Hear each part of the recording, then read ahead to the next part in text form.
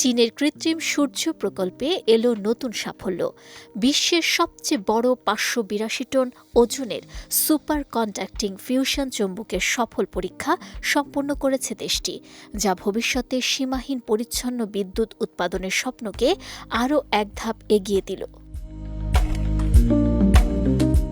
Chinese academy of সায়েন্সের অধীন institute of plasma ফিজিক্সের তৈরি এই বিশাল চৌম্বকটি ২১ মিটার লম্বা, ১২ মিটার চওড়া এবং ইংরেজি ডি আকৃতির।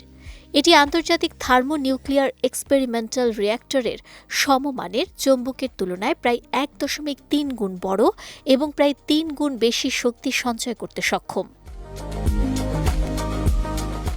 এই চৌম্বকের সবচেয়ে গুরুত্বপূর্ণ কাজ হল প্রায় ১০ কোটি ডিগ্রি সেলসিয়াস তাপমাত্রার প্লাজমাকে শক্তিশালী চৌম্বক ক্ষেত্রের মাধ্যমে নিয়ন্ত্রণে রাখা। অবাক করার বিষয় হল এই তাপমাত্রা সূর্যের কেন্দ্রের তাপমাত্রার প্রায় ৭ গুণ বেশি। এত উচ্চ তাপমাত্রায় প্লাজমাকে দীর্ঘ সময় স্থিতিশীল রাখা ফিউশন প্রযুক্তির সবচেয়ে বড় চ্যালেঞ্জ, আর সেই চ্যালেঞ্জ মোকাবেলায় বড় অগ্রগতি দেখালো চীন।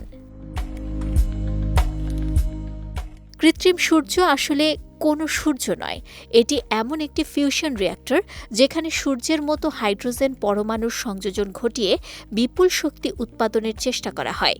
এই প্রযুক্তি সফল হলে কার্বন নিঃসরণ ছাড়াই নিরাপদ, টেকসই ও প্রায় সীমাহীন বিদ্যুৎ উৎপাদন সম্ভব হবে, যা বৈশ্বিক জ্বালানি খাতে যুগান্তকারী পরিবর্তন আনতে পারে। ইনস্টিটিউট অফ প্লাজমা ফিজিক্সের পরিচালক সং ইয়ানতাও জানিয়েছেন, ভবিষ্যতের ফিউশন বিদ্যুৎ কেন্দ্রকে সফল করতে হাজার হাজার সেকেন্ড ধরে প্লাজমাকে স্থিতিশীল রাখতে হবে। ২০০৬ সাল থেকে চীনের ইস্ট প্রকল্প আন্তর্জাতিক গবেষকদের জন্য উন্মুক্ত রয়েছে এবং ফিউশন প্রযুক্তির উন্নয়নে গুরুত্বপূর্ণ ভূমিকা পালন করছে। ২০৩০ সালের মধ্যে ফিউশন শক্তিকে বাণিজ্যিক বিদ্যুৎ উৎপাদনে কাজে লাগানোর লক্ষ্য নিয়ে দ্রুত এগিয়ে যাচ্ছে চীন, আর সর্বশেষ এই সাফল্য সেই স্বপ্ন পূরণের পথে একটি গুরুত্বপূর্ণ মাইলফলক। বিজয় টিভি নিউজ ডেস্ক।